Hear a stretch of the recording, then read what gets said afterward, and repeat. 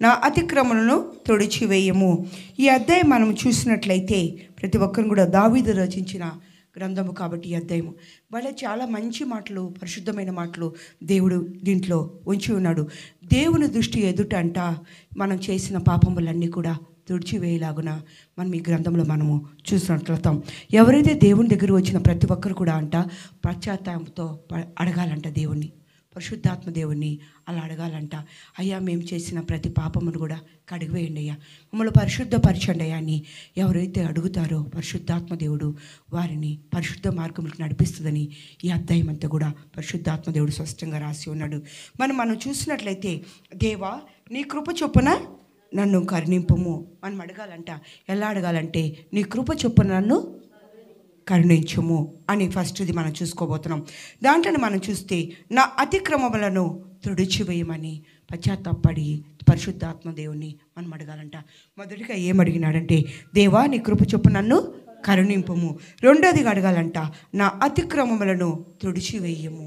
ఎప్పుడైతే మనము దేవుడు మందిరానికి వచ్చి మన పాపములన్నీ దేవుని ఎదుట పెడతామో అప్పుడు మనము ఆశీర్వదించబడతాం. దావీదు మరి దేవుడి దగ్గర అలాగనే పశ్చాత్తాపడి ఉన్నాడని ఈ గ్రంథంలో తెలియపరుస్తున్నారు. మరి మనం చూసినట్లయితే 2వ వచనం నా దోషము పోవునట్లు నన్ను బాగుగా కడుగుము. మళ్ళీ అడగాలంట. మూడోదిగా మనం అడగాలంట నన్ను బాగుగా కడుగుము అని అడగాలంట. మనం అంతే కదా, మన దేవుడు మందిరానికి వచ్చిన తర్వాత ముందు ఆయన కరుణిస్తేనే కదా మనకు. మరి రెండోదిగా మనం చూసినట్లయితే మన అతిక్రమములు మనం చేసిన ప్రతి పాపము కూడా అవన్నీ కూడా విడుదల కావాలని పరిశుద్ధ గ్రంథంలో మనం అడుగుతున్నాం. మరి మనం చూసినట్లయితే కింద నా పాపము పోవునట్లు నన్ను పవిత్రపరచుము. మనం చేసిన పాపములు అంటే మరి శారీరక పాపములు కాదు, కానీ మన నోటి ద్వారా మన చూపు ద్వారా ప్రతిమైన విగ్రహారాధులు చేసిన పాపం అన్నీ కూడా కడిగివేయాలని పరిశుద్ధాత్మ దేవుడు స్పష్టంగా మనతో మాట్లాడుతున్నాడు. మనం చూసినట్లయితే 7వ వచనంలో నేను పవిత్రుడగునట్లు ఇస్సాపుతో నా పాపము పరిహరింపము. చూడండి ఎలా పరిహరింపాలని పరిశుద్ధాత్మ దేవుడు స్పష్టంగా మాట్లాడుతున్నాడు. మనం కింద వచనం చూస్తే నీవు నన్ను కడుగుము అని చెప్తున్నాడు. బాగా కడగాలని పరిశుద్ధాత్మ దేవుడు. మనం పైకి ఒకలాగుంటామో మన హృదయాలు ఎరిగినవాడు, మా అంతరంగం ఎరిగిన దేవుడు పరిశుద్ధాత్మ దేవుడికి మొట్టమొదటిగా తెలుసు. కాబట్టి మనం అనుకుంటాం మనం చేసే ప్రతి పాపము కూడా ఎవరికి తెలియదు. పిల్లి అనుకుంటుందంట పాలు తాగుతా, ఎవరు చూడలేదని తాగి వెళ్ళిపోతుందంట.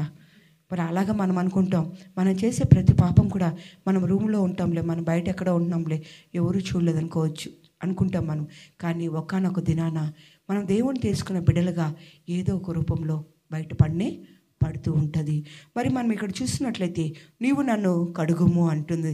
8వ వచనంలో మనం చూసినట్లయితే ఉత్సాహ సంతోషములు నాకు వినిపింపము.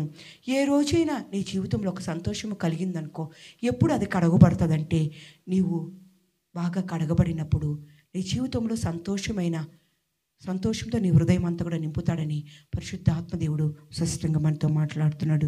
మరి మనం కింద వచ్చిన మనం చూసుకుంటే 10వ వచనం మనం చూసుకుంటే నా అంతరంగములో దేవా నా యందు శుద్ధ హృదయము కలుగు చేయము. మన హృదయము శుద్ధపరచుకోబడిపోతే మన కార్యంలో ఏమి కూడా మన జీవితం ఉండవు. మనం అనుకుంటాం చాలా ప్రార్థన పర్రాలు, నేను చాలా పాటలు బాగా పాడతాను, చాలా ప్రార్థిస్తాను, నేను చాలా బైబిల్ బాగా చదువుతాను, దేవుడు నన్ను ఉన్నతమైన స్థానం నిలబెట్టినాడని నేను అనుకుంటా. నా హృదయం ఎవరికి తెలుసు అంటే పరిశుద్ధాత్మ దేవుడికి మాత్రమే తెలుసు. నా హృదయ అంతరంగంలో ఎరిగిన దేవుడికి ప్రతిది కూడా తెలుసు. నన్ను ఏ స్థితిలో పెట్టాలో ఎక్కడ పెట్టాలో ఆయనకు మాత్రమే తెలుసు.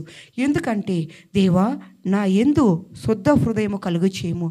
నాలో శుద్ధ హృదయము లేకపోతే ఆయన యందు నాకేమి కూడా కలగచేయడని స్పష్టంగా దేవుడు మనతో మాట్లాడుతున్నాడు. మరి మన కింద వచనం చూస్తే గన నా అంతరంగంలో స్థిరమైన మనసు నూతనగా పుట్టించుము.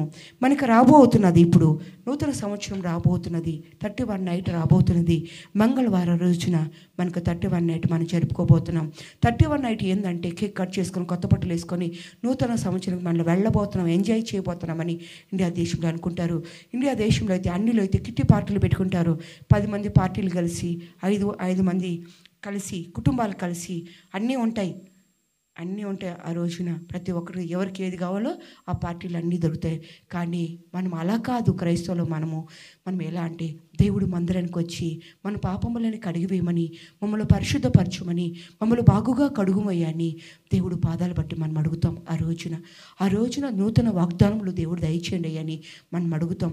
అలా కాకుండా ఏదో మనం వచ్చాం, ఏదో మనం వెళ్ళిపోయినాం, ఒక వాగ్దానం తీసుకుని కొత్త బట్టలు వేసుకున్నాం, అందరూ చూసినాం, ఎవరెవరు ఏ నగలు బట్టి అని మనం వెళ్ళిపోకూడదు. అది కాదు మన జీవితం. మన జీవితం ఏంటంటే మనం దేవుడికి సమీపంగా ఉండాలని దేవుడు కోరుకుంటున్నాడు. మనం అంతరంగంగా ఎరిగిన దేవుడు మన జీవితంలో, మన కుటుంబంలో, మన పిల్లల జీవితంలో దేవుడు కార్యాలు మనం చూడాలని ఆశపడుతున్నాం. మరి రాబోతుంది ఇంక 2 రోజులు మాత్రమే మనం ఉంది. నా అంతరంగంలో స్థిరమైన మనస్సు నూతనముగా పుట్టించమని మనం అడగాలి. మనం ఈ నూతన సంవత్సరం వెళ్ళబోతున్నాం. నూతన మనసు మనకు దేవుడు దయచేయాలని. ఇదివరకు ఎన్నో చేసాం, ఎన్నో పాపాలు చేసాం, ఇంకా మనం చేస్తూ ఉంటే అవన్నీ కూడా 2025 సంవత్సరంలో తీసివేయండి ఆయనని పరిశుద్ధాత్మ దేవుడు పాదాలు పెట్టి అడిగి మంచి వాగ్దానములతో మనం తిరిగి వెళ్ళాలన్నదే దేవుడు కోరుకుంటున్నాడు. మనం చూస్తుంటే 11వ వచనం, నీ సన్నిధిలో నుండి నన్ను త్రోసివేయకము, నీ పరిశుద్ధాత్మ నా ఎదురు నుండి తీసివేయకము అని దేవుని పాదాలు బట్టి మనం అడగాలంట. అక్కడ మరి మనం చూస్తే 12వ వచనంలో, నీ రక్షణానందము నాకు మరలా పుట్టించుము. ఎవరైతే ఇంకా మేము దేవుణ్ణి అంగీకరించలేకపోతున్నారో, మరి ఒక్కసారి మన పాపం నుంచి మరి 31 నైట్ ఇంకా పాపం చేస్తూ ఉంటే, ఇంకా పాపం జీవితంలో బ్రతుకుతూ ఉంటే, మరి ఆ రోజైనా దేవా నా రక్షణ ఆనందం నాకు దయచేయండి అని దేవుడు పాదాలు పట్టి అడగాలని పరిశుద్ధాత్మ దేవుడు ఈరోజు జీవం గల సంఘబిడ్డలు అందరితో, నాతో కూడా దేవుడు మాట్లాడుతున్నాడు. మనం చూడబోతున్నాం కింద, సమ్మితి గల మనసు కలుగ చేసి నన్ను దృఢపరచము, అప్పుడు అతిక్రమం చేయవారికి నీ త్రోవలను బోధించేదను.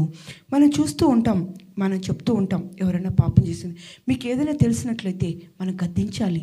అది తప్పు అయితే, ఇది తప్పు తల్లి, ఇది నువ్వు చేయవద్దు, ఇది నీకు ఆశీర్వాదం కాదని మంచి మాటలతో చెప్పి ఆ మార్గం నుండి చెప్పించి పరిశుద్ధమైన మార్గంలోకి నడిపించాలన్నదే దేవుడు కోరుకుంటున్నాడు. మనం ఇక్కడ చూస్తుంటే 15వ వచనం, ప్రభువా నా నోరు నీ స్తుతిని ప్రచురపరిచినట్లు నా పెదవులు తెరువుము. ఈరోజు చూస్తున్నట్టే మన పెదాలంట బాగా తెరవబడాలంట. ఎవరి కోసమంటే ఆయన స్తుతించడానికి, ఆయన గర్పరచడానికి. ఈ రాత్రి కాలంలో ప్రతి ఒక్కరం కూడా, దేవా నేను చేసిన పాపములన్నీ కూడా విడుదల నువ్వు జ్ఞాపకం చేసుకున్నావయ్యా, నీ కార్యములు నేను చూడాలయ్యా, ఆ పాపములన్నీ విడుదల చేయండి అని ఎవరైతే పరిశుద్ధాత్మ దేవుని అడుగుతారో వారి పాపములన్నీ కూడా విడుదల చేయబోతున్నాడు. దావీదు కూడా పశ్చాత్తాపడి ఉన్నాడు. ఇక్కడ ఈ అధ్యాయంలో పశ్చాత్తాపడి తన పాపమును బట్టి పశ్చాత్తాపం తీసిపోయినప్పుడు పరలోక రాజ్యంలో ఆయన నాట్యం చేస్తూ, ఆయన స్తుతిస్తూ, ఆయన గణపరిచి ఉన్నాడు. మరి మనం స్తుతిస్తున్నామా లేదా? ఊరికే వస్తున్నాం దేవుడి మందిరంలోకి, ఆరాధన చేస్తున్నాం, కానీ ఆయనకి ఇష్టమైన ఆరాధన మనం చేయలేకపోతున్నాం. ఎందుకంటే మన హృదయము, మన అంతరంగం ఎరిగిన దేవుడికి ఇంకా మన హృదయంలో ఎట్టి పాపం మనం కలిగి ఉంటాము. అట్టి పాపము ఈ రాత్రి కాల సమయంలో ఈ 24వ సంవత్సరమున ఈ డిసెంబర్ నెల ఆఖరి పునరుద్ధాన ఆదివారం కొడుకు మనం అందరం కూడా అట్టి పాపం మాలో ఉండకూడదునైనా మమ్మల్ని పరిశుద్ధపరచమయ్యా, మమ్మల్ని బాగుగా కడుగుమయ్యా, మమ్మల్ని కరుణింపమయ్యా. ఎవరైతే ఆయన అడుగుతారో వారి జీవితంలో గొప్ప కార్యములు చేయబోతున్నాడు. హల్లెలూయా. ఈ రోజున సంఘము పట్టణంతో జనంగా రావాలి. ఎందుకంటే ఎంతోమంది గొప్ప ఆశీర్వాదాలు పొందుకున్నారు. సంఘం ద్వారా కానీ ప్రార్థన ద్వారా అందరూ పొందుకున్నారు. నీకు ఏ స్థితిలో నువ్వు ఉండవో, ఎట్టి స్థితిలో నువ్వు ఉండవో ఆయనకు మాత్రం తెలుసు. అందరికీ అలాగే ఉన్నది. ఒకరు బాగున్నారు, ఒకరు బాగలేరని ఎవ్వరూ లేరు. ప్రతి ఒక్కరు కూడా అలాగనే ఉన్నారు. కానీ ఈ సమయం పోతే మళ్ళీ ఈ సమయాన్ని కొని తెచ్చుకోగలుగుతారు ఎవరన్నా? మళ్ళీ డిసెంబర్ 24 మళ్ళీ ఈ తేదీ రమ్మంటే వస్తుంది ఎనికి? రాదు. ఈ సమయం వస్తుంది ఎనికి? రాదు. సమయం పోతే రాదు. నువ్వు ఎట్టి స్థితిలో ఉన్నావో దేవుడికి మాత్రమే తెలుసు. నా స్థితి చాలా బాగాలేదు. ఈరోజు ఉదయం కూడా మేము రెస్టారెంట్ తెచ్చుకొని భోంచేసాం. కానీ మందిరానికి రావాలని కోరుకున్నప్పుడు దేవుడు అది పక్కన పెట్టి మనం ఏ స్థితిలో ఉన్నామో ఆ స్థితితో దేవుడు తీసుకొస్తాడు.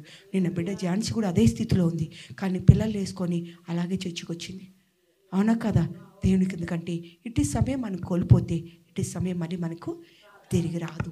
అందుకనే మనం అడగాలి దేవుడిని. పశ్చాత్తాపముతో అడిగినప్పుడు దేవుడు మన జీవితాల్లో కార్యాలు జరిగిస్తాడు. ఈ మాటలు దేవుడు దీవించును గాక. ఆమె